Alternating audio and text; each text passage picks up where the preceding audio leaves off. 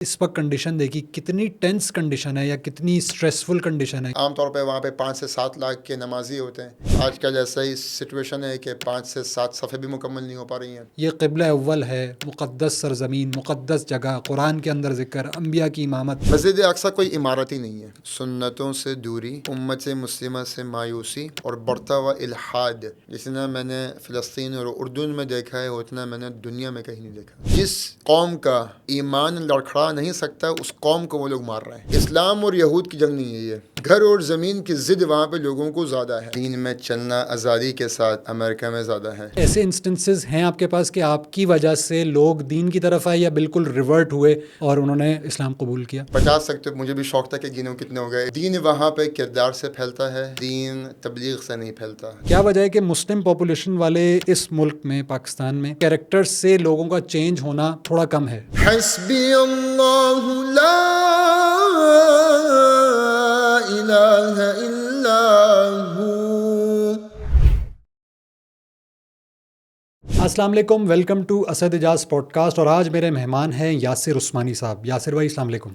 وعلیکم السلام. کیسے ہیں سر؟ خیریت سے ہیں؟ الحمدللہ، اللہ کا شکر، الحمدللہ. یاسر ایک بہت ہی زبردست موٹیویشنل اسپیکر ہیں، پبلک اسپیکر ہیں، ٹرینر ہیں، لیکن ان کا ساتھ کے ساتھ ایک بہت ریسنٹ انٹروڈکشن یہ ہے کہ یہ ابھی اس افیکٹڈ ایریا سے جو کہ مچ ڈسکسڈ ہے پوری دنیا کے اندر، پیلسٹائن کا، ادھر سے ہو کے آئے ہیں. بہت ساری ان کے مشاہدات ہیں، وہاں سے لوگوں کی لرننگ ہے، لوگوں سے ملے ہیں. تو تھینکس فار کمنگ. ایک تو اور آپ کراچی آئے، پاکستان آئے، آپ نے ہمیں موقع دیا کہ وہاں کے کچھ ایکسپیرینس ہمارے ساتھ شیئر کریں. Thank you very much. بہت شکریہ. Point before coming to this point, یہ بتائیں کہ آپ ماشاء اللہ بہت ساری چیزوں میں انوالوڈ ہیں، پبلک اسپیکنگ بھی کرتے ہیں، آپ امام بھی ہیں، اور آپ کا ایک پورا آؤٹ لک ہے، آپ کی سوشل میڈیا پریزنس ہے. گمنامی کی زندگی اور مشہوری کی زندگی، ان دونوں میں کیا فرق ہے اور کون سی زیادہ پسند ہے آپ کو؟ بسم اللہ الرحمن الرحیم، نحمدہ و صلی علی رسولہ الکریم. حضرت ابراہیم علیہ السلام کی دعا ہے جی قرآن شریف میں، وجعل لی لسان صدق فی العالمین. نیک لوگوں میں، اچھے لوگوں میں آپ کا اچھا نام ہونا یہاں تک کی خواہش ہے. معزز ہونا ہے، مشہور ہونے کی طلب کوئی نہیں. اور اللہ تعالیٰ ہر انسان کو شہرت کے وقوقے سے اور اس فتنے سے تو بچائے رکھے، کیونکہ یہ ایک گمراہی ہے. انسان کے اندر اپنی ایک میں آ جاتی ہے، اپنے آپ کو ایک عقل کل سمجھتا ہے، اور غیر مشہور کو یا ایک عام آدمی کو پھر حقارت کی نظر سے دیکھتا ہے. تو شہرت کی طلبی کوئی نہیں، مگر دین کی نسبت سے علماء جانتے ہیں الحمدللہ، اور وہ تھوڑی دیر کے لیے اپنی نظریں ہماری طرف متوجہ کر دیں، مسکرا کے دیکھ لیں، کچھ نصیحت کر دیں، کبھی ڈانٹ دیں، بس یہاں تک کی طلب ہے. اور اتنا ہو چکا ہے کہ اب کہ دنیا بھر کے علماء جانتے ہیں، نام لیں گے تو وہ جانتے ہیں کہ کون ہیں. یہ سب سے زیادہ امپورٹنٹ ہے کہ انسان اس چیز کو سمجھے کہ یہ ایک بلیسنگ ہے، لیکن دوسری طرف ایک ذمہ داری بھی ہے، اور ظاہر سی بات ہے آپ کے اوپر ایک ذمہ داری ہے. تو یہ بتائیں کہ آپ ویسٹ کے اندر رہے، میرے خیال میں آپ کا سعودیہ کے اندر براٹ اپ ہوا، اس کے بعد آپ پاکستان آئے، آپ نے گریجویشن کی، انجینئرنگ کی، اور پھر آپ امریکہ چلے گئے. تو کافی آپ نے ملٹی کلچرل ایکسپیرینس ہے آپ کا لائف کا، Middle East, Pakistan and now the States. تو کیا آپ کو فرق لگتا ہے ان تینوں جگہوں کے اوپر؟ میں سمجھتا ہوں کہ دین زندہ کرنے کا مزہ امریکہ میں زیادہ ہے. اوکے. اور دین میں چلنا آزادی کے ساتھ امریکہ میں زیادہ ہے. اوکے. دین کے اوپر بات کرنا کھلا کھلا آزادی کے ساتھ بغیر کسی ڈر کے امریکہ میں زیادہ بہتر ہے. دین نازل ہوا عرب پر، سمجھا، پڑھا، سمجھایا بر صغیر کے لوگوں نے، اور اب آزادی سے اس کے اوپر عمل جو ہے وہ امریکہ کے لوگ کرتے ہیں. واہ، تینوں فلیورز آپ نے ماشاءاللہ ایکسپیرینس بھی کر لیے، کور بھی کر لیے اس گفتگو میں. اچھا یہ بتائیں کہ ماشاءاللہ آپ ایک انفلوئنشل شخصیت ہیں، تو ویسٹ کے اندر کیا ایسے انسٹنسز ہیں آپ کے پاس کہ آپ کی وجہ سے لوگ دین کی طرف آئے یا بالکل ریورٹ ہوئے اور انہوں نے الحمدللہ اسلام قبول کیا؟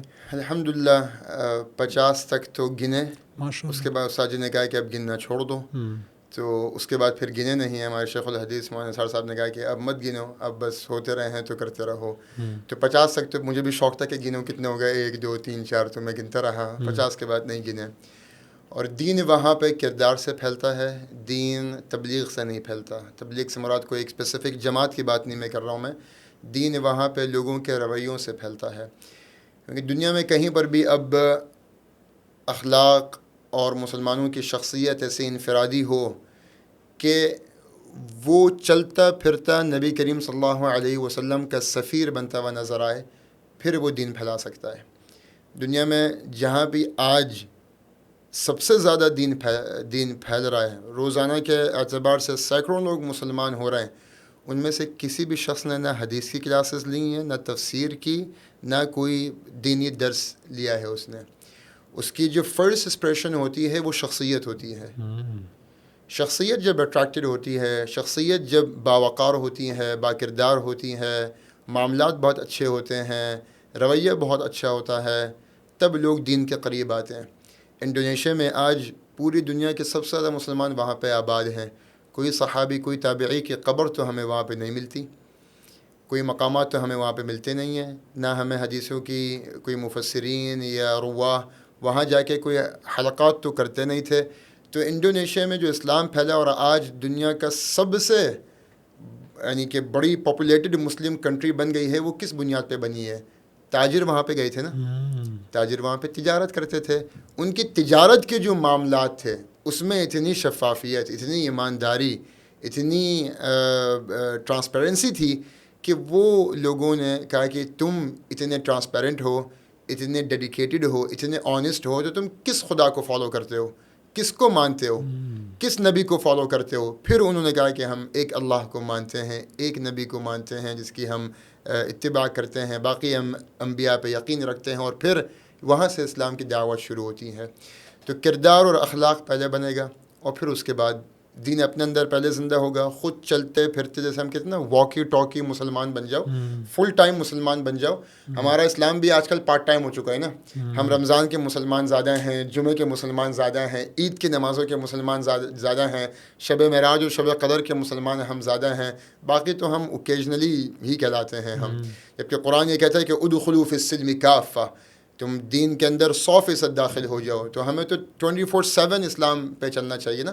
لا الہ الا اللہ میں 12 حرف ہیں، محمد رسول اللہ میں بھی 12 حرف ہیں، 12 مل کے 24 ہوتے ہیں۔ 24 گھنٹے لا الہ الا اللہ محمد رسول اللہ کی عکاسی آپ اپنی زندگی میں کرتے رہیں گے، آپ صحیح تبلیغ کر سکتے ہیں۔ پھر سبحان اللہ جی، آپ نے تو پورا چھوٹے سے ٹائم میں آپ پورا کرکس آپ نے رکھ دیا، کیونکہ نبی کریم صلی اللہ علیہ وسلم نے بھی جب دین پیش کیا اور جب نبوت ان کو ملی تو سب سے پہلے وہ کردار لوگوں کے سامنے رکھا کہ بھائی کبھی تم نے ایسا سمجھا ہے کہ میں نے تم سے کوئی غلط بات کی ہو، تمہارے کوئی امانتوں کا خیال نہ کیا ہو، کسی کے اوپر ظلم کیا ہو، اور پھر وہ کیریکٹر تھا اور لوگوں کے سامنے وہ گیا، تو ظاہر سی بات ہے اس کی ایک الگ ہی بات تھی، اور یقیناً اللہ تعالیٰ کی مصلحت تھی کہ اللہ کے نبی صلی اللہ علیہ وسلم کو اس طرح انہوں نے مبعوث کیا۔ تو بالکل یہ آپ نے بات کی، لیکن کیا وجہ ہے کہ یہ کیریکٹر، جس طرح آپ نے پہلے بھی کہا کہ امریکہ میں شاید زیادہ آسان ہے اور انکریجنگ ہے، کیا وجہ ہے کہ مسلم پاپولیشن والے اس ملک میں، پاکستان میں، یہ کیریکٹر سے لوگوں کا چینج ہونا یا جو پہلے سے مسلمان ہیں ان کا دین کی طرف آنا وہ تھوڑا کم ہے؟ اس میں ہمارے غیر دانستانہ طور پہ ہمارے بڑوں کی کچھ کوتاہیاں ہیں۔ اب ہم تو خیر بہت چھوٹے ہیں، ہماری کیا مجال کہ ہم بڑوں کی کوتاہیاں ہائی لائٹ کر سکیں۔ میں نے ایک اور بھی سیشن میں نے یہ کہا، تو جو میرا انٹرویو لے رہے تھے وہ تھوڑے سے ناراض بھی ہو مجھ سے، کہ انہوں نے مجھے فون سے وہیں پہ ریبیوک کیا، کنفرنٹ کیا۔ پھر میں نے اس بات کو تھوڑا سا مزید الیبریٹ کیا۔ میں نے کہا دنیا کا ہر عالم دین نے حضرت، پوری دنیا میں ہر عالم دین کافر کو مسلمان کرتا ہے، پاکستان ایک واحد ملک ہے جہاں پہ مسلمان کو کافر کہا جاتا ہے۔ وہ کیوں؟ چھوٹے اختلافات کی وجہ سے۔ یقیناً جو پاکستان کے علماء ہیں، جو دینی مدارس ہیں، ان کا جو کردار ہے وہ بہت مثبت ہے اور سب کے سامنے ہے، ہم اس کو کوشچن نہیں کر رہے ہیں۔ ڈیجیٹل میڈیا میں، پبلک میں، عام لوگوں کے بیچ میں، آپ مجھے جو ہے وہ سیشن کے بعد کسی بھی عالم کی 5 ویڈیو سرچ کر کے بتا دیں جہاں پہ انہوں نے کسی کو کلمہ پڑھا رہے ہوں، کوئی بھی ہے، کسی بھی جماعت کا۔ یہ لٹمس ٹیسٹ ہے، یہ آپ 5 لوگوں کی 5 دکھا دیں، مگر وہ کسی دوسرے فرقے یا کسی دوسرے بندے کو کافر کرنے کے اوپر ان کی ویڈیوز بھری ہوئی نظر آئیں گی آپ کو۔ تو وہ جو گلوبل ایک ٹرانسفارمیشن اب ہے نا، کس طریقے سے آپ نے لوگوں کو دین کی طرف قریب کرنا ہے، اس کا فقدان ہے۔ قرآن کی ایک آیت ہے وَلَوْ كُنْتَ فَظًّا غَلِيظَ الْقَلْبِ لَانفَضُّوا مِنْ حَوْلِكَ، اللہ تعالیٰ نبی مصطفیٰ صلی اللہ علیہ وسلم سے کہہ رہے ہیں کہ اگر تم سخت زبان ہوگے اور تمہارا قلب اگر قاسی ہوگا کہ تم دھتکارتے ہو لوگوں کو تو لوگ دین کے قریب نہیں آئیں گے. تم لوگوں کو دھتکارو گے اپنے رویے سے, اپنی زبان سے, لوگ دین سے دور چلے جائیں گے. تو ادعو الی سبیل ربک بالحکمۃ والموعظۃ الحسنہ, جب دعوت دو تو اچھے الفاظ سے دعوت دو. انکریجنگ ایٹیٹیوڈ میں, انکریجنگ پوائنٹ آف ویو سے آپ لوگوں کو دین کے قریب کریں. ہم اگر کبھی کسی بات کو کنفرنٹ کرتے بھی ہیں, کسی برائی کو کنفرنٹ کرتے بھی ہیں, تو ہماری مجالس میں جب ہم کسی برائی کو برا کہتے ہیں تو سامنے والا اپنے آپ کو پکا جہنمی سمجھ کے ہی اس محفل سے اٹھتا ہے. جبکہ اپروچ ہماری یہ ہونی چاہیے کہ سامنے والا کسی برائی کو جب دیکھے یا سنے یا اس کے بارے میں اس کو ایک ریمائنڈر ملتا رہے جمعے کے خطبے میں یا بیانات میں, تو اس کو اس انداز میں وہ بات پہنچے کہ اس کے اندر موٹیویشن ہو کہ میں نے یہ چھوڑنا ہے اور میرے پاس ایک سبسٹیوٹ سولوشن ہے کہ اگر میں نے یہ کر لیا تو شاید میں صحیح راہ پہ آ جاؤں گا. ہم اگر کسی کو بولیں کہ یہ غلط ہے, یہ کفر ہے, یہ فسوق ہے, یہ عصیان ہے, یہ بدعت ہے, یہ شرک ہے اور فلاں فلاں فلاں, اس پہ ہم یہ بولتے رہیں گے اور اس کو گنہگار ثابت کرتے رہیں گے اور جہنم کی ساری وعیدیں اس کو دیتے رہیں گے, تو وہ ڈر سمر کے وہ چھپ کے بیٹھ جائے گا. وہ کہ بھائی میں کیا کر رہا ہوں. مگر اس کی جگہ پہ اگر ہم نے ایک ایسا ایٹیٹیوڈ لے کے آ گئے یا ایسی اپروچ لے کے آ گئے کہ ہم انکریجنگ انداز میں لوگوں کو دین کے قریب کریں. ایک آدمی جھوٹ بول رہا ہے, آپ اس کو بولیں تم جھوٹے ہو, تو وہ اپنے آپ کو جھوٹا مان لے گا. وہ جھوٹ بول رہا ہے, آپ اس سے بولیں تم سچ بھی بول سکتے ہو, شاید تم پورا سچ نہیں بول رہے ہو, تمہاری سچائی میں تھوڑی سی کمی ہے. ابھی آپ لفظ جھوٹے کو امفسائز نہیں کر رہے ہیں, آپ سچائی کو امفسائز کر رہے ہیں. تو یہ وہ اپروچ ہے جو گلوبلی ہمیں, جو انٹرنیشنل اسکالرز ہیں یا اسپیکرز ہیں, ان میں ہمیں وہ مینرز نظر آتے ہیں کہ وہ تنقیدی مینر نہیں ہیں, مذاق نہیں اڑاتے, تذلیل نہیں کرتے, تحقیر نہیں کرتے, کسی کو یہ نہیں کہتے کہ بھائی تم تو ہوئی جہنمی, یا ڈفرینس آف اوپینین پہ فتوے بازی وہ نہیں ہوتی کہ بھائی یہ جہنمی ہو گیا ہے. وہ وہاں پہ چھوٹی چھوٹی نیکیوں کو لوگ انکریج کرتے ہیں. یہاں تو چھوٹی چھوٹی برائیوں پہ لوگ تنقید کرتے ہیں نا, پہاڑ بنا دیتے ہیں. وہاں پہ تو میں اپنے اکثر سیشن میں کہتا ہوں کہ مثال کے طور پہ ایک شرابی ہے جو کہ ایک کلب سے شراب پی کے اور فحش کر کے باہر آیا ہے, اس کے مقابلے میں سامنے ایک نمازی ہے جو عشاء کی نماز پڑھ کے باہر آیا ہے. عشاء کے جو نماز پڑھ کے باہر آیا ہے وہ عشاء کا نمازی اور اس شرابی کا آمنا سامنا ہوتا ہے. شرابی نمازی کو دیکھتا ہے, نمازی شرابی کو دیکھتا ہے, نمازی شرابی کو حقارت سے دیکھو کمبخت شرابی دیکھ میں نمازی, اور وہ جو ہے شرابی وہ کہتا ہے یا اللہ میں شرابی, یہ نمازی, یا اللہ میری توبہ. یہ اپنی ندامت, حسرت, توبہ اور اللہ سے رجوع کرنے میں اونچا ہو گیا, یہ اپنے تکبر میں نیچے ہو گیا. وہ نماز پڑھ کے بھی نیچے ہو گیا اور وہ شراب پی کے بھی اوپر ہو گیا. یہ فرق ہے. اس اپروچ سے لوگ وہاں پہ ایک دوسرے کو دیکھتے ہیں کہ کچھ بھی چھوٹا سا کام کر دے, حجاب پہنا ہوا ہے, نہیں پہنا ہوا, انکریج ضرور کریں گے. مگر اگر کسی نے حجاب نہیں پہنا ہوا, نقاب نہیں پہنا ہوا, تو اس عورت کی کردار کشی نہیں کر سکتے. سامنے والے نے ٹوپی پہنی ہوئی ہے, نہیں پہنی ہوئی, جینز میں, چڈے میں بھی کوئی آدمی اللہ کا ولی اللہ بن سکتا ہے. کلین شیو والا بھی اللہ کا ولی اللہ بن سکتا ہے. بغیر حجاب کے خاتون بھی علیین میں جا سکتی ہے, ابرار میں اس کا مقام جنت میں ہو سکتا ہے. نہیں پتہ اس نے کیا کیا کنٹریبیوشن کی ہے, یہ تو اللہ تعالیٰ جانتا ہے. یہ اللہ تعالیٰ. ایک خاتون ہے وہ حجاب نہیں پہنتی, ان کے 6 بچے حافظ ہیں. دنیا میں حجاب نہیں پہنا, مگر قیامت کے دن 6 تاج تو ان کے سر پہ آ گئے نا. وہ ایک عام حجابی سے طبیعت اونچی ہو گئی, وہ 6 بچوں کی, وہ 6 حافظ بچوں کی ماں ہے, اور ان بچوں کو حفظ اور گردان کرانے میں کوئی 1/3 قرآن تو ماشاء اللہ ان کا خود حفظ ہو چکا ہے. اور میں جانتا ہوں ان خاتون کو, اور ان میں سے 4 بچے وہ میرے ہی شاگرد ہیں. اب آپ ایسے خاتون کو عام پبلک میں اگر وہ خاتون یہاں پہ چلیں یا کسی مدرسے کے باہر اگر کوئی خاتون بغیر حجاب کے, بغیر جو ہے وہ ہم اس کو اسٹیریوٹائپ اور اس کو ٹیگ کر دیں گے. بالکل. تو وہ جو ججمنٹل اپروچ ہے اس نے ہم کو بہت پیچھے کر دیا ہے.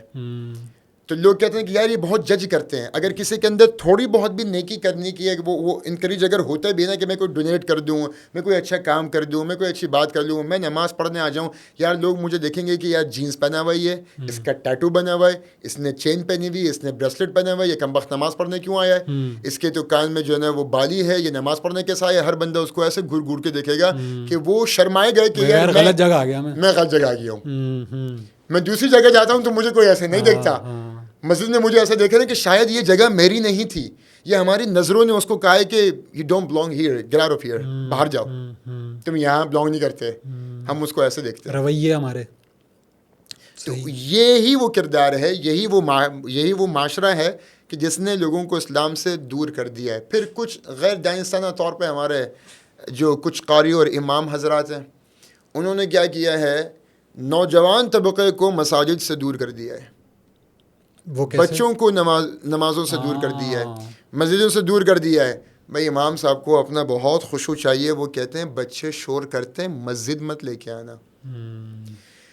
مسجدوں میں آپ دیکھیں کہ امام صاحب بچوں کو یا تو کارنر میں رکھتے ہیں یا اسپیکر پہ بار بار جو ہے وہ اناؤنسمنٹ وہ آ رہی ہوتی ہے کہ بچوں کو آپ دور کریں تاکہ تراویحوں میں ان کے حافظے میں کوئی خلل پیدا نہ ہو.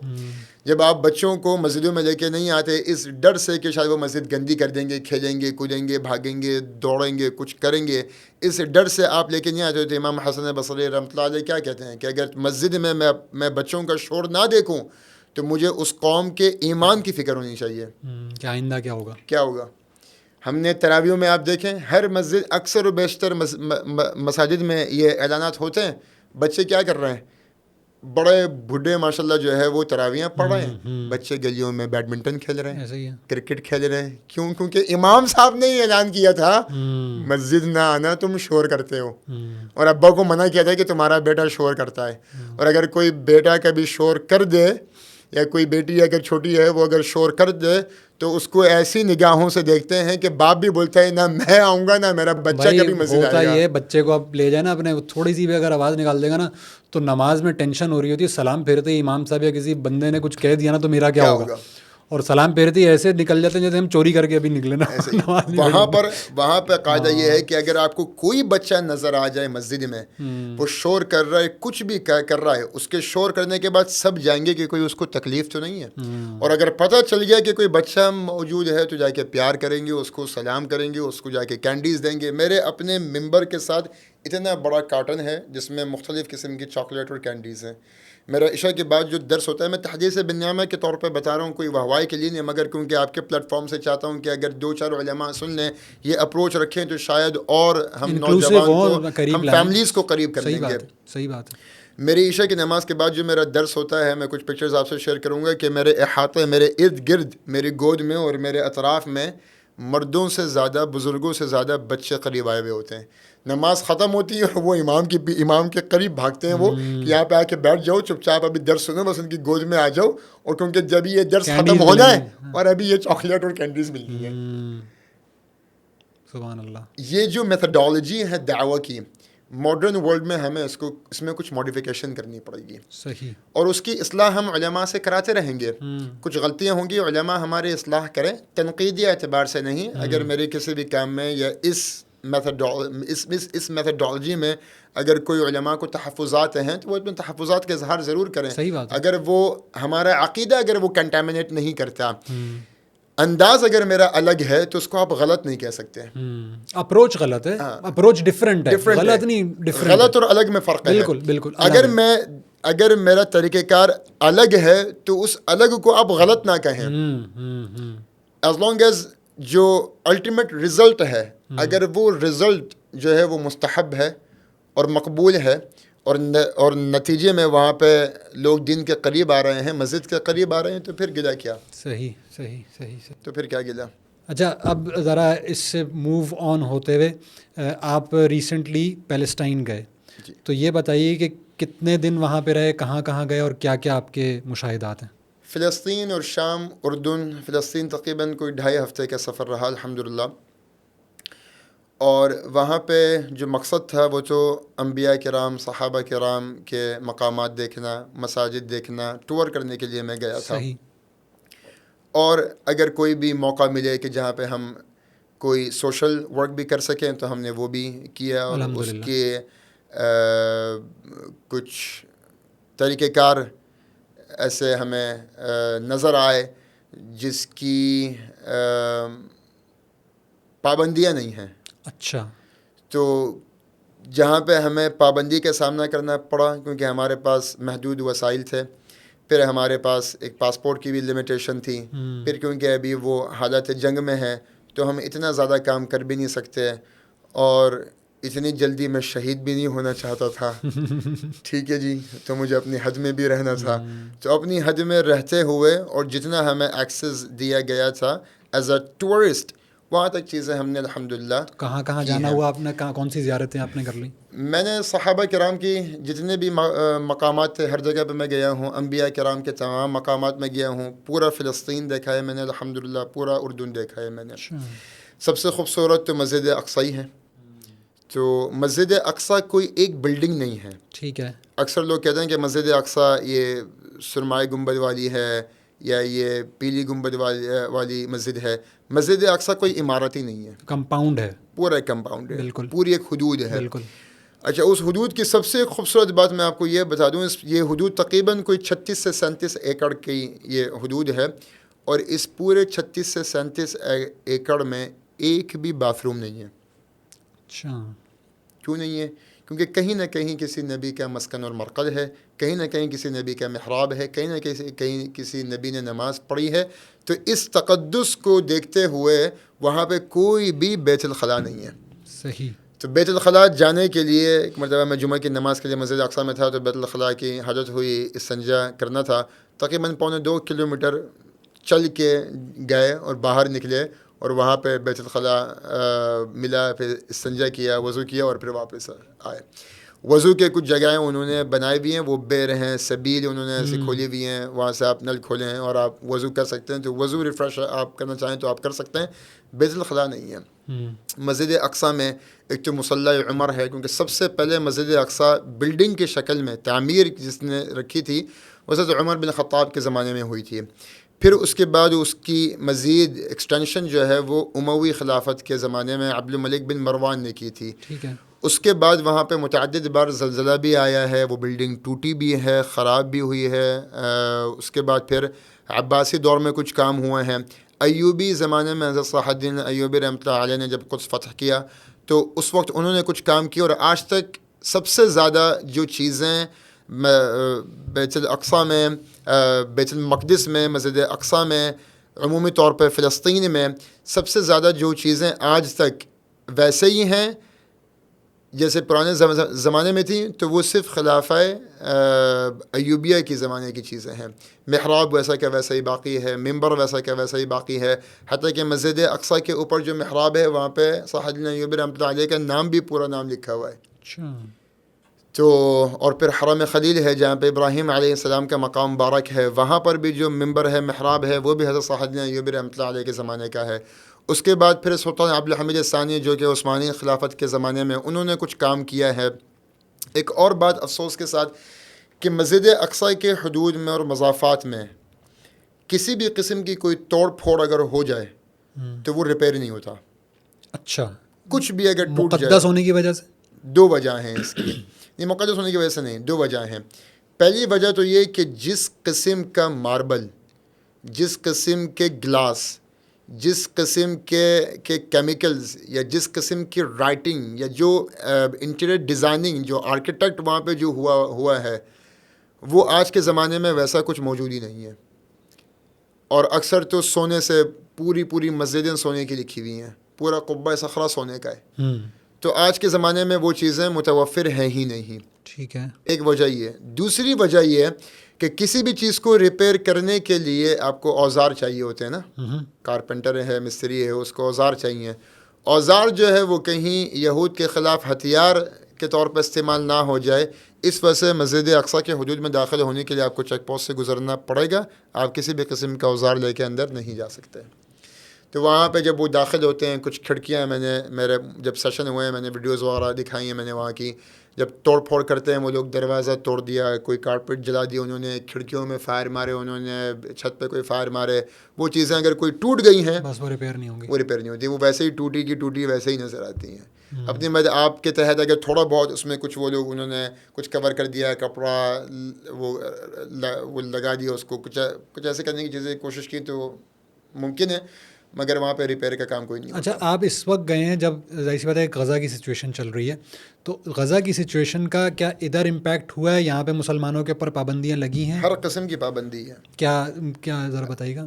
کسی بھی مسجدیں ویران ہیں، اچھا، مسجدیں ویران ہیں، مسجدوں میں گرفتاریاں ہوتی ہیں، لوگ نماز پڑھنے نہیں آتے ہیں، اماموں پہ پابندیاں لگی ہوئی ہیں، کہیں پہ بھی بڑا مجمع ہو وہاں پہ حملہ ہو جاتا ہے. مسجد اقصیٰ میں فلسطین کے لوگوں کو یا بیت المقدس میں رہنے والے لوگوں کی اجازت نہیں ہے، جانے کی اجازت نہیں ہے.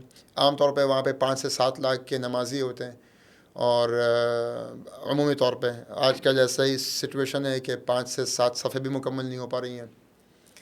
تو وہ تو سناٹا تھا، ویران تھا ایک دم.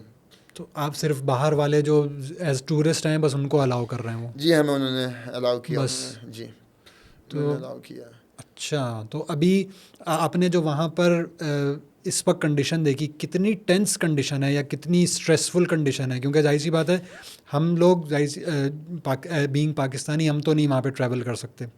آپ کو پوری وائب آئی ہے اس وقت جو آپ ظاہر سی بات ہے وہاں پہ گئے ہیں، کتنا کیا ایموشنس تھے آپ کے، اور کتنا اسٹریس میں آپ کو محسوس ہوا کہ یہ قبلہ اول ہے، مقدس سرزمین، مقدس جگہ، قرآن کے اندر ذکر، انبیاء کی امامت، سب چیزیں، بس کیا یہی صورت سوچ حال رہے تھی؟ تھے، بس یہی سب کچھ چل رہا تھا، اور مسجد اقصیٰ دیکھے جا رہے تھے.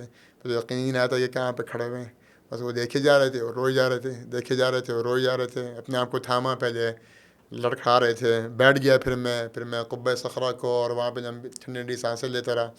پھر میں خیر آہستہ آہستہ آگے بڑھا. اذان ہوئی، اذان بہت مجذوب اذان تھی، جیسے حرمین کی اذان ہوتی ہے نا کہ اذان دیں اور آپ کا ایمان ایک دم بوسٹ اپ آپ کا ہو جاتا ہے. تو اس اذان نے ایک دم ایک بوسٹ اپ دیا، اور میں پھر مسجد کے لیے داخل ہوا. میں مگر ویرانی وہاں پہ دیکھ کے پھر دل مزید دکھا، وہاں پہ بہت دل دکھا اس سے، اور اپنے حالات اور اپنی مسلم امہ کی بے بسی پہ اور ایک افسوس تھا. تو افسوس اور غم ہر چیز پہ بھاری تھا. خوشی تو تھی کہ آپ کس مبارک سرزمین پہ آپ آئے ہوئے ہیں، مگر بہت سارے غموں نے جکڑ کے رکھا ہوا تھا. ایک غم تو یہ کہ کیا حال ہے، ایک غم یہ دیکھے کہ کس طریقے سے وہ تذلیل کر کے ہمیں جانے دے رہے تھے، کیسے کیسے چیکنگ کرتے ہیں، کیسے کیسے ذلتوں کا سامنا کرنا پڑتا ہے، اور وہ ساری ذلتوں کے بعد پھر جا کے اندر داخل ہوتے ہیں. کچھ لوگوں کو دھکے مار رہے ہیں، عورتوں کو دھکے مار رہے ہیں، بچوں کو دھکے مار رہے ہیں، ان کو واپس بھیج رہے ہیں. تو وہ سب کچھ، وہ ساری اسکریننگ سامنے تھی. پھر اس کے بعد بہت آزادی کے ساتھ وہاں پہ فلسطین کے لیے دعائیں قنوت نہیں ہو سکتی ہیں، دعائیں نہیں ہو سکتی ہیں، آپ یہود کے خلاف کوئی بد دعا آپ نہیں کر سکتے. وہ ایک چیز محدود تھی، اس کا ایک غم بہت زیادہ تھا. پھر ایک غم لوگوں کے رویوں کا بہت زیادہ تھا. لوگوں کے رویوں نے بھی بہت توڑا. جیسے کہ جب ہم لوگ حرمین شریفین جاتے ہیں تو ہم سمجھتے ہیں کہ یار ہم مکہ مدینے جا رہے ہیں تو ہمیں وہاں پہ ہر بندہ ایسا ہی ملے گا جس کا ایمان صحابہ والا ہوگا. مگر ہم ایئرپورٹ اترتے کے ساتھ ہی جب شرطی ہمیں دھکے دے کے ایک لائن میں لگاتا ہے، اور وہاں جب ہماری ذلت شروع ہوتی ہے، اور ٹیکسی والے کے جھوٹ اور دھوکے کے ساتھ، اور ہوٹل میں نیچے انتظار کے ساتھ ہر بندہ جس طریقے کا رویہ کر رہا ہوتا ہے، تو ہم کہتے ہیں کہ ہم کس سرزمین پہ آئے، ہم اللہ کے مہمان ہیں، حج اور عمرہ کرنے کے لیے آئے، اور ہمارے ساتھ یہ قوم کیا رویہ رکھ رہی ہے. تو وہ رویہ توڑ دیتا ہے. تو سوچ کے گئے کہ ہم انبیاء کی سرزمین پہ جا رہے ہیں، وہاں پہ رویے لوگوں کے بہت اچھے ہوں گے. تو رویے وہاں پہ بھی کچھ لوگوں کے بہت خراب تھے، دھوکہ جھوٹ وہاں پر بھی تھا. اور مجھے کہا کہ یہ مسجد اقصیٰ کا دروازہ ہے، یہاں پہ داخل ہو جاؤ. اور جیسے جدہ میں ہوتا ہے نا کہ فندق خلف الطریق هذا، یہ آپ کا ہوٹل جو ہے نا وہ اسی راستے اسی گلی کے پیچھے ہے، اور آپ اس گلی کے پیچھے جاتے ہیں تو وہاں پہ 2 کلومیٹر کی گلیاں اور ہوتی ہیں. تو وہ چیز جس دن پہنچا تھا اس دن پہلا حادثہ یہی تھا، کوئی 3 کلومیٹر مجھے دور اتار دیا. اور میں جمعہ کی نماز کے لیے پہنچنا چاہ رہا تھا. میرے پاس میرے بیگ وہ سارے، میں نے اپنے سوٹ کیس اور بیگ اٹھائے، میں بھاگ رہا ہوں کہ میں مسجد اقصیٰ پہنچ سکوں. گرا ہے, میرا پیر سوج گیا, وہ بیگ کی وجہ سے وہ جس چیک پوسٹ سے میں گزر رہا ہوں وہ پورا بیگ میرا چیر پھاڑ کے جو ہے نا وہ کھولیں اور سارا سامان ایسے پھینکیں اور پھر اس کے بعد بولیں کہ پیک کرو. وہ کیوں پیک کریں گے, وہ ہمارے باپ کیوں نہ کریں, وہ کم وقت ہمارے کبھی پیک نہ کریں. وہ سامان گرا ہوا سامان لپیٹ رہے ہیں, کچھ گفٹ ہے اس میں, کچھ اپنی ذاتی چیزیں ہیں وہ گر رہی ہیں, کچھ گندی ہو رہی ہیں وہیں چھوڑ دی, میں کچھ بھی رکھا کہ بس اس میں اس وقت سوار یہ تھا کہ مسجد اقصیٰ پہنچنا ہے. تو خیر پہنچے پھر مسجد اقصیٰ. ایک چیز جو وہاں پہ بہت فکر اس نے پیدا کی, ایک چیز کی بہت فکر پیدا ہوئی وہاں پہ کہ بہت محتاط انداز میں یہ میں آپ کو بتا رہا ہوں کہ دنیا گیا ہوں میں, متعدد اسلامی ریاستیں گیا ہوں, غیر اسلامی ریاستیں گیا ہوں, دین سے دوری, سنتوں سے دوری, امت مسلمہ سے مایوسی اور بڑھتا ہوا الحاد جتنا میں نے فلسطین اور اردن میں دیکھا ہے اتنا میں نے دنیا میں کہیں نہیں دیکھا. تو یہود نے صرف وہاں پہ بمباری کر کے اس قوم کو تباہ نہیں کیا ہے, اس قوم پہ وہ قابض اور مسلط ہوئے ہیں تو انہوں نے کچھ مختلف طریقے اپنائے ہیں. جس قوم کا ایمان لڑکھڑا نہیں سکتا اس قوم کو وہ لوگ مار رہے ہیں, ان علاقوں کو مار رہے ہیں. وہ غزہ کے لوگ ہیں جس کا 3 سال کا بچہ بھی ایسا لگتا ہے کہ صلاح الدین ایوبی للکار رہا ہے. اس کے 5 سال کی بیٹی بھی ایسی لگتی ہے کہ حضرت عمر بن خطاب کی سفیر بات کر رہی ہے. تو ان لوگوں پہ ان کا کوئی بس نہیں چل رہا, مار رہے ہیں ان کو.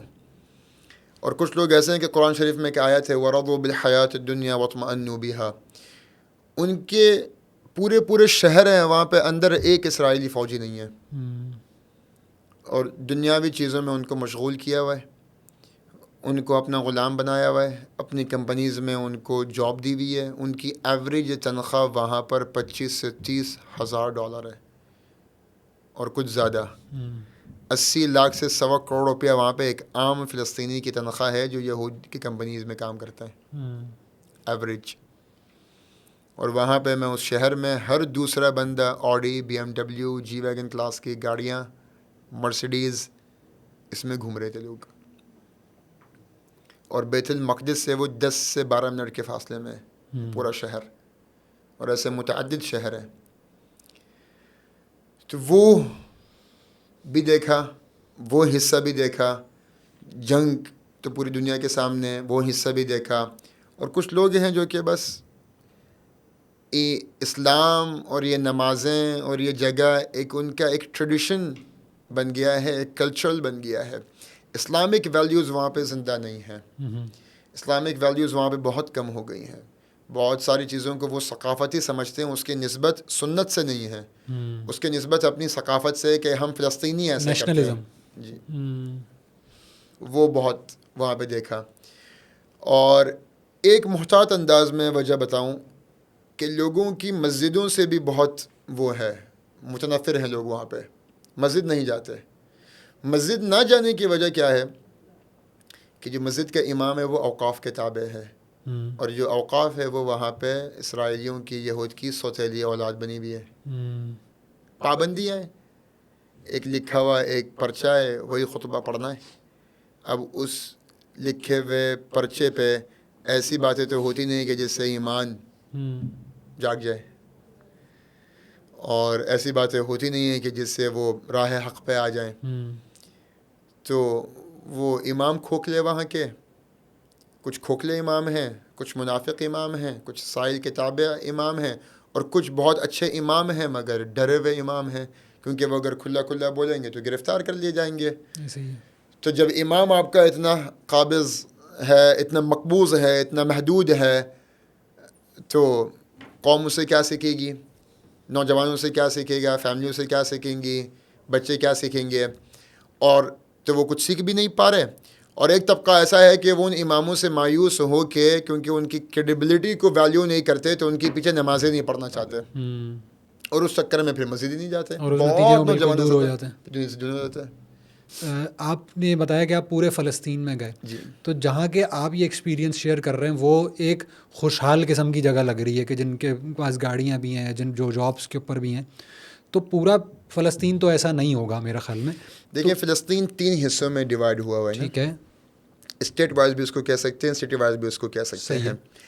ایک تو ہے جو کہ جس کو اسرائیل کہتے ہیں, ٹھیک ہے, وہاں پہ فلسطینی کوئی ہے نہیں, اور ان کے پاس جو پاسپورٹ ہے, ان کے پاس جو آئی ڈی ہے, ان کے پاس اسرائیلی آئی ڈی ہوتی ہے, اوکے, ٹھیک ہے جی. ایک ہے جس کو سلطۂ فلسطینیہ کہا جاتا ہے. سلطۂ فلسطینیہ کے اندر آپ کے پاس فلسطین کے جھنڈے بھی آپ کو نظر آئیں گے, پولیس وہاں کی فلسطین کی ہے, گورنمنٹ وہاں کی فلسطین فلسطین کی ہے اتھارٹی والی جو ہے, جی, ٹھیک ہے, وہاں پہ اسرائیلی اندر کوئی ایک بھی نہیں ہے. ٹھیک ہے, مگر کان یہاں سے پکڑے ہیں یا وہاں سے پکڑے ہیں, محتلہ مقبوضہ وہ جو ہے اسرائیل کے انڈر کنٹرول ماتحتی مطلب آتی ہے. وہی وہ ٹھیک ہے, اگر کوئی ایسی چیز ہو جائے کہ ان کو مشکوک نظر آئے, جیسے کہ ایک بندے کا پتہ چلا وہاں پہ اس کا ایک مخبز تھا کہ وہ کچھ جہادی تنظیموں کو انہوں نے امداد کی, انہوں نے حماس کو امداد دی, تو یہ ان کو ان کی انٹیلیجنس ایجنسیز کے پاس خبر پہنچی کہ انہوں نے حماس کو امداد کی ہے. کوئی 1.5 گھنٹے کے اندر وہ اس کے گھر پہ اس کی بلڈنگ پہ پہنچے, اوپر وہ رہتا تھا, نیچے اس کا ایک مخبز تھا, بیکری جسے کہتے ہیں. وہ 1.5 گھنٹے کے بعد وہ پہنچے اور چند منٹوں میں جو ہے وہ درم برم کر کے رکھ دیا, اس کو چھلی کر دی وہ بلڈنگ, انہوں نے جلا دی, تباہ کر دی انہوں نے چند منٹوں میں. تو یہ وہ بیچ والا حصہ ہو گیا, یہ وہ سلطۂ فلسطینیہ ہیں. اور ایک وہ لوگ ہیں جن کے پاس فلسطینی آئی ڈی ہے, پاسپورٹ, وہ جارڈن کا استعمال کرتے ہیں, اور جارڈن آتے جاتے بھی جارڈینی فلسطینی جو فلسطینی جو کہلاتے ہیں, بالکل ٹھیک ہے. تو اس طریقے سے وہ وہاں پہ مختلف جگہیں ہیں, مختلف علاقے ہیں.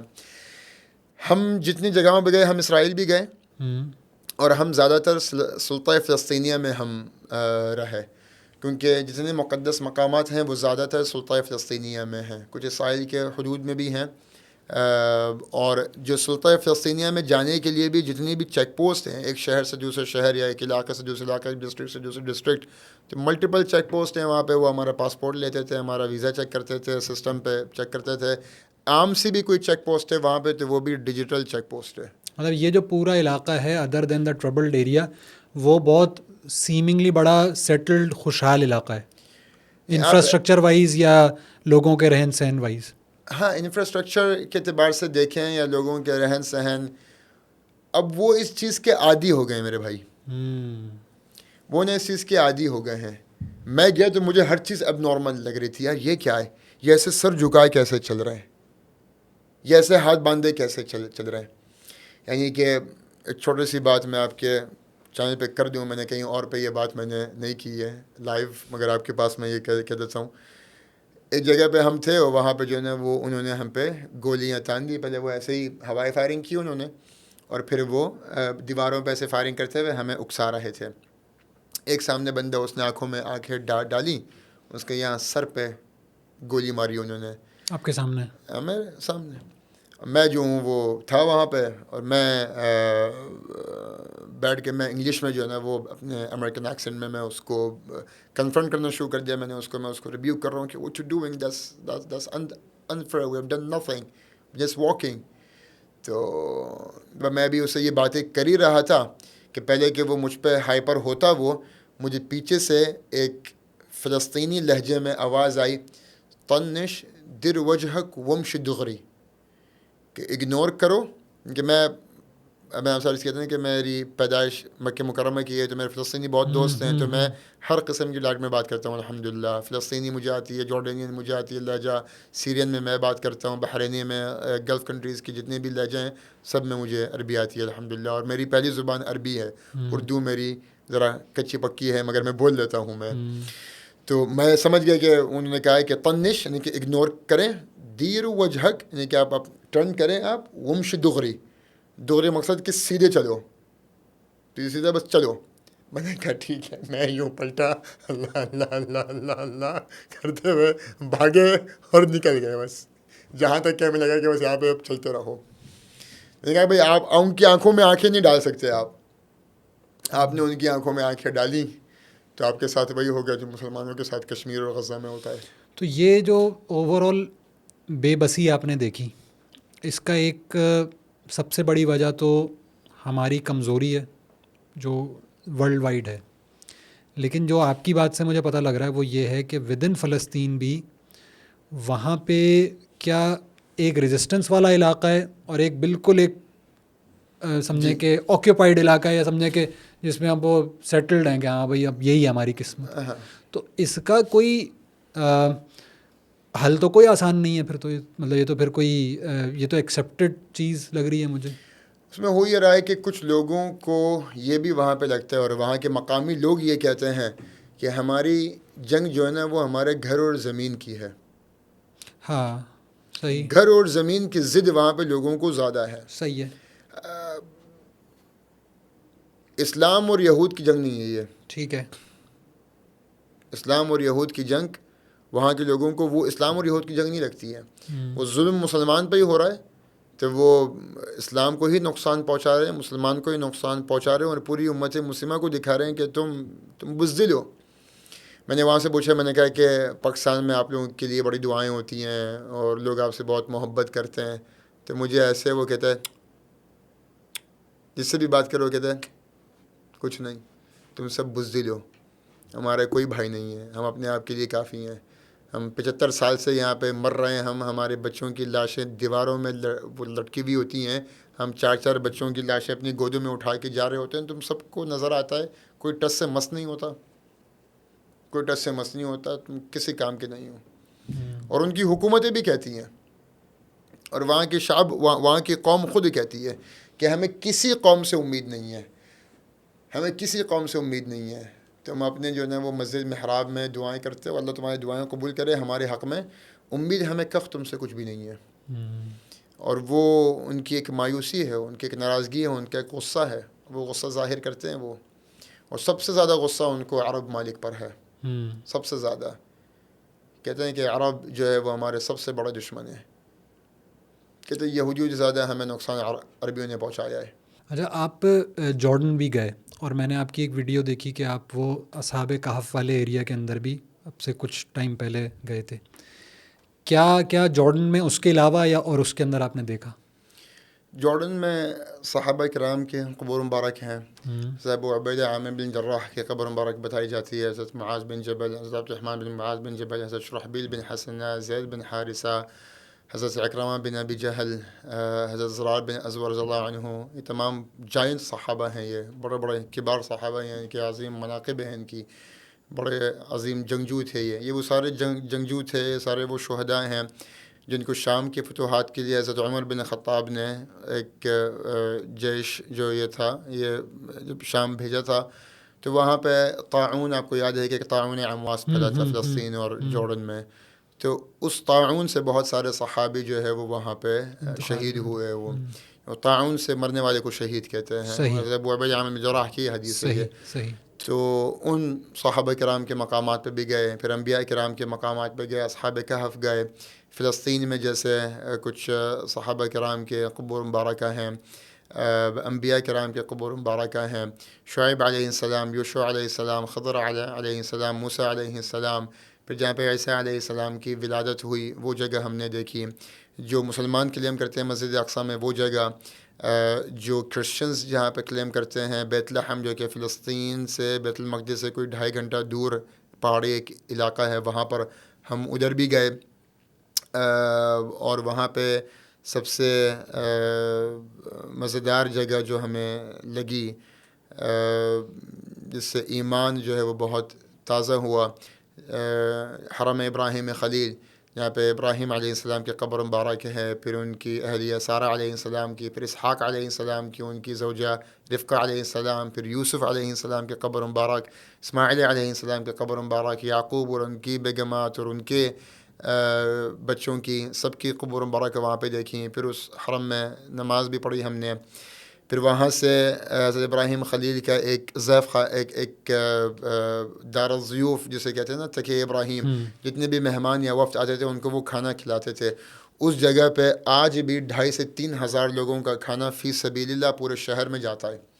اور اس کا شوربہ جو ہے نا وہ جتنا یہ گلاس ہے اتنا چھوٹا اس کا شوربہ ہے, اور اس کے بارے میں کہا جاتا ہے شرب المشبعہ, کہ یہ پیٹ بھر دیتی ہے یہ. اور وہ نہ اس میں کوئی مسالے, نہ کوئی خوشبو, نہ کوئی مزہ, نہ کسی قسم کی کوئی مرچیں. وہ جو کا جو دلیا ہوتا ہے وہ ابال کے دیتے ہیں, اور وہ اتنا کوئی مزے کا ہوتا ہے, عجیب و غریب مزہ اس کا, اور پیٹ بھر دیتا ہے. پیٹ بھر جاتا ہے. یہ آدھا گلاس یہ آپ نے اگر وہ کھا لیا آپ نے وہ دلیا, پورے دن بھر کے لیے آپ کو نہ پیاس کی وہ شکایت ہوگی نہ آپ کو کوئی بھوک کی شکایت ہوگی. تو وہاں پر بھی گئے الحمدللہ، انہوں نے ہمیں پورا دکھایا ہمیں. وہ کچھ حصہ مسلمانوں کے پاس ہے، کچھ حصہ یہود کے پاس ہے. ان جگہوں میں جانے کی اجازت نہیں تھی. اکثر جگہوں میں تالے لگے ہوئے تھے، بند تھے. 90% جتنے بھی یہ میں زیارتیں میں نے کی ہیں ہر جگہ پہ تالے لگے ہوئے تھے.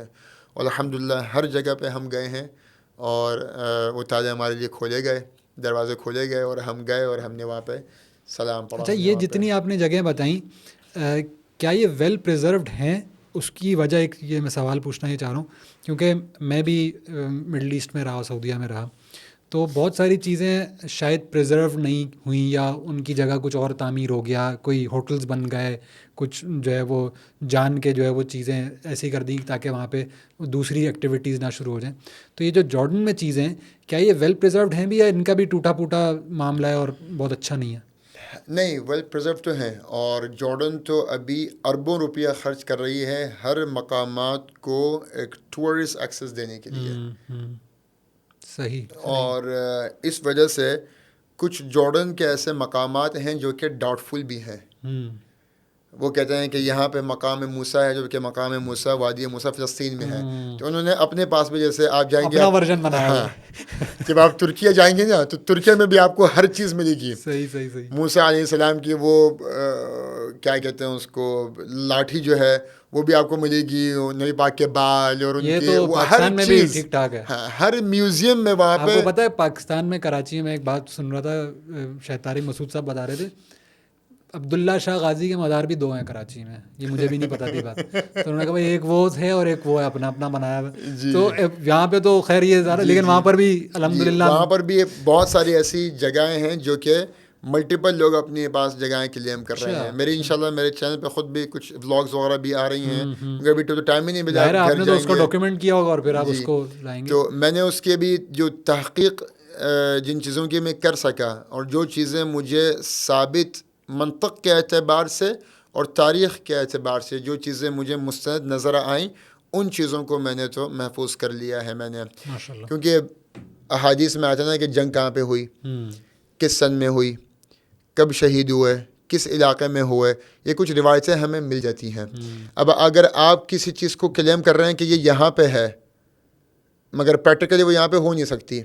اگر کوئی کہہ رہا ہے کہ عیسیٰ علیہ السلام کی ولادت یہاں پہ ہوئی، جبکہ مریم علیہ السلام عیسیٰ علیہ السلام کی ولادت کرنے کے لیے اپنے گھر سے دور گئی تھیں، ان کا گھر آپ نے ثابت کر دیا کہ یہاں پہ، پھر وہاں سے آپ عیسیٰ علیہ السلام کی ولادت 100-150 میٹر پہ ایک اور جگہ بتا رہے ہیں کہ یہاں پہ، تو کیسے ہو سکتا ہے؟ اپنے گھر سے دور گئی تھی تو 100-150 میٹر کیسے ہو سکتا ہے؟ صحیح.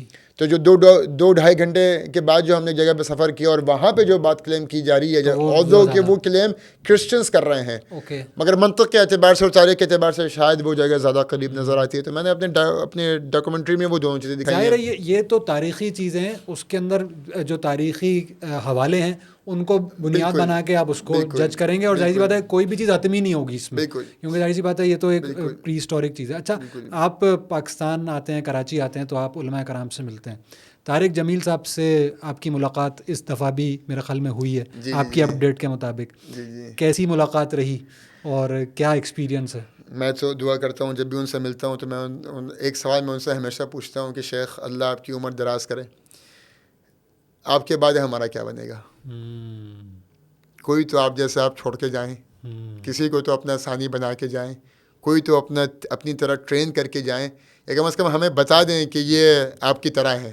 واہ، کیا امپورٹنٹ بات بولی آپ نے. تو وہ جب بھی مجھ سے ملتے ہیں تو وہ محبت میں میری حوصلہ افزائی کے لیے کرتے ہیں کہ میں تمنا کرتا ہوں کہ یہ طارق جمیل تم ہو. اچھا، اور آپ ماشاء اللہ تقی عثمانی صاحب سے بھی ملاقات ہوئی آپ کی، تو ان کے ساتھ کیسا ایکسپیرینس رہا؟ حضرت کا تو مرتبہ ایسا ہے کہ ان کے آگے بس انسان سر جھکائے اور بس چپ چاپ بیٹھا رہے، ان سے سنتا رہے، ان کو سنائی کیا. مگر کیونکہ میں ابھی فلسطین سے آیا تھا تو وہ مجھ سے کارگزاری سننا چاہ رہے تھے، تو وہ سوال پوچھ رہے تھے اور مجھے پھر ادب کے ساتھ ان کو جواب دینا تھا. ورنہ اتنے بڑے حضرات کے پاس آپ بولیں گے کیا؟ آپ چاہتے ہیں کہ آپ کوئی نصیحت لیں، ان سے دعائیں لیں. تو الحمدللہ شیخ نے وقت دیا، مگر مختصر وقت تھا، الحمدللہ دیا. شیخ نے دیکھا، پیار کیا، دعائیں دیں، مصافحہ ہو گیا، اور کافی ہے. صحبت اولیاء اتنی کافی ہے الحمدللہ. چلیں سر، بہت شکریہ. جاتے جاتے کچھ آپ ہمیں تلاوت کلام پاک سنائیں، قرآن کے جو آپ کا موسٹ فیوریٹ یا جو اس وقت آپ کو اس وقت آپ کے ذہن میں آ رہا ہے اس کی ذرا آپ جی ضرور انشاءاللہ. اعوذ باللہ من الشیطان الرجیم. بسم اللہ الرحمن الرحیم. وَإِذَا مَا أُنزِلَتْ سُورَةٌ نَظَرَ بَعْضُهُمْ إِلَى بَعْضٍ هَلْ يَرَاكُمْ مِنْ أَحَدٍ ثُمَّ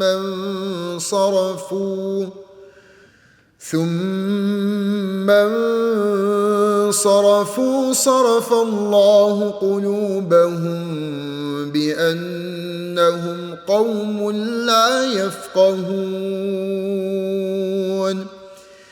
لقد جاءكم رسول من أنفسكم عزيز عليه ما عنتم حريص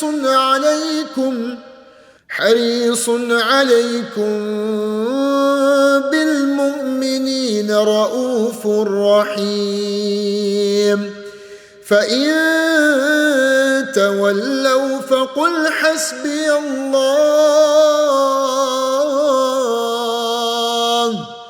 حسبي الله لا إله إلا هو عليه توكلت وهو رب العرش العظيم. صدق اللہ العظیم. جزاک اللہ خیر. بہت شکریہ آپ کا. آپ نے بہت ہی زبردست اینڈنگ کی. میرا خیال میں اب تک جتنے پوڈ کاسٹ ہوئے ہیں اس میں جو اینڈنگ سب سے بہتر قرآن کی اور کلام پاک کی تلاوت سے ہوئی ہے. بہت شکریہ آپ کا آنے کا. بہت شکریہ. ضرور بتائیے گا پوڈ کاسٹ کیسا لگا, اور انشاءاللہ جو بھی کمنٹس ہوں گے وہ ہم انشاءاللہ یاسر تک پہنچاتے بھی رہیں گے, اور انشاءاللہ وہ موقع لگا تو اس کا جواب بھی دیں گے. Thank you. جزاک اللہ خیر.